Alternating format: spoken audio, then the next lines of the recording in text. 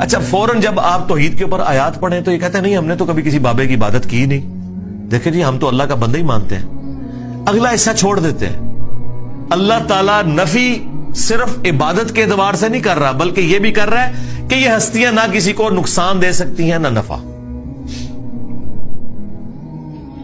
ایک مرے ہوئے شخص جو قبر میں پڑا ہوا ہے اس کی کوئی عبادت نہیں کرتا, ٹھیک ہے بہت اچھی بات ہے, لیکن یہ عقیدہ رکھتا ہے کہ یہ میری بھینسوں کا دودھ خشک کر سکتا ہے, اس کے نام کی میں نے 11ویں نہ دی تو میرے اوپر کوئی مصیبت آ سکتی ہے, تو اس کا کیا مطلب ہے کہ آپ اسے نفع و نقصان کا مالک مانتے ہیں, تو آپ بھی شرکی کر رہے ہیں. اور شرک کیا ہے؟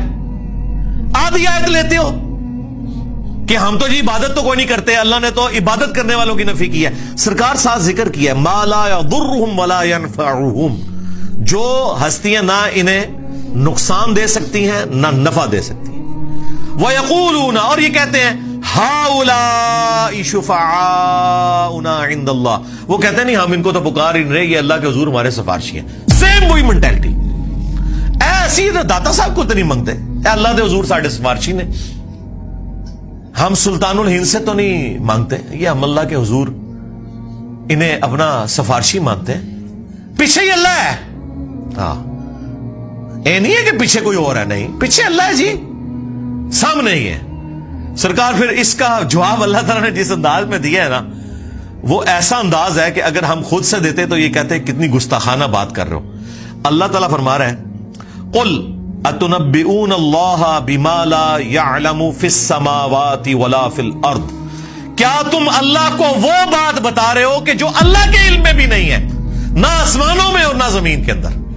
ہائے ہائے ہائے ہائے, اللہ کے علم میں تو کوئی بات ایسی ہے ہی نہیں کہ نہ ہو. اللہ تعالیٰ دیکھیں غصے کا اظہار, اللہ کہہ رہا ہے کہ منو پہ دس دیو کہ اس سفارشی نے میرے حضور میں مقرر کیتے, منو تو کوئی نہیں پتا کہ میں کوئی بندہ مقرر کیتا ہوا ہے. ہائے ہائے ہائے, اللہ کو تو پتہ ہی نہیں ہے کہ کوئی داتا صاحب بھی ہیں. اللہ کہہ رہا ہے میرے علم میں تو کوئی نہیں کہ میں نے کسی کو داتا بنایا ہو کہ میرے بیہاف کے اوپر وہ سفارشی ہوگا. سبحانہ وتعالی عما یشرکون, پاک ہے وہ ہستی, بہت بلند ہے ہر اس شرک سے جو لوگ اس کی طرف منسوب کرتے ہیں. اور مشرکوں اللہ کو کوئی فرق نہیں پڑتا, یہ جو تم نے غلیظ عقیدے وابستہ کر دیے اور ہستیوں کے ساتھ, اللہ کو اس سے کوئی فرق نہیں پڑتا. وَلِعَاذُ بِاللَّهِ تعالی. دیکھیں جی اللہ تعالیٰ تو اپنے عقائد اور نظریات کے اعتبار سے بالکل سچی اور کھری توحید قرآن میں بیان کر رہا ہے, کسی کو بری لگے کسی کو اچھی لگے. اللہ تعالیٰ نے یہ بھی پرواہ نہیں کی کہ لوگ کیا بات کریں گے, کس لیول پہ اتر کے اللہ تعالیٰ بتا رہے. آپ دیکھیں اس سے بہتر اور کیا انداز, سمپل اور بہتر اور بالکل کھلا ڈلا.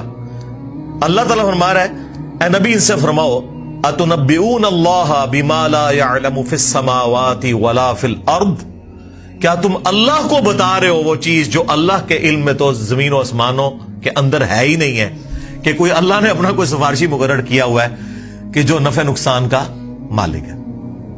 جب ہم نئے نئے ریورٹ ہوئے نا 2008-9 کی بات ہے, تو میں ایک اور سائٹ پہ اپنے بھائیوں کے ساتھ گیا, تو وہاں ایک دعوت اسلامی کے بھائی تھے,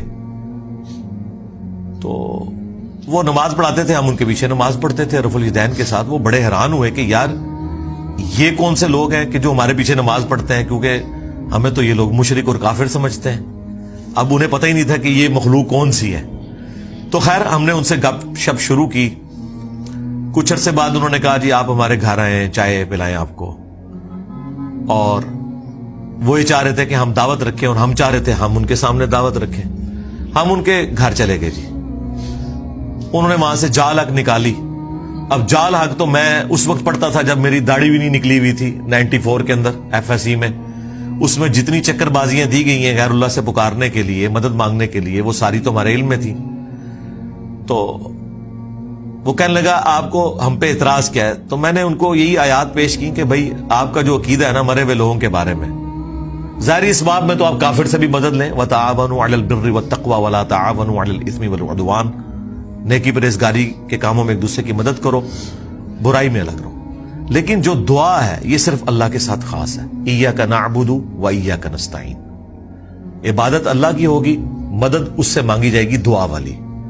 अम्मन युजीबुल मुत्तर्र इज़ा दआ, भला बताओ तो कौन है जो तकलीफ में घिरे हुए शख्स की फरियाद को सुनता है, व यक्शिफुस्सू, और उससे उसकी बुराई को दूर कर देता है, व यजअलुकुम खुलफाअल अर्द, और तुम्हें जमीन पर अगलों का खलीफा करता है। आ इलाहुम मअल्लाह, क्या अल्लाह के साथ कोई और माबूद भी है जिसकी ये क्वालिटीज हो?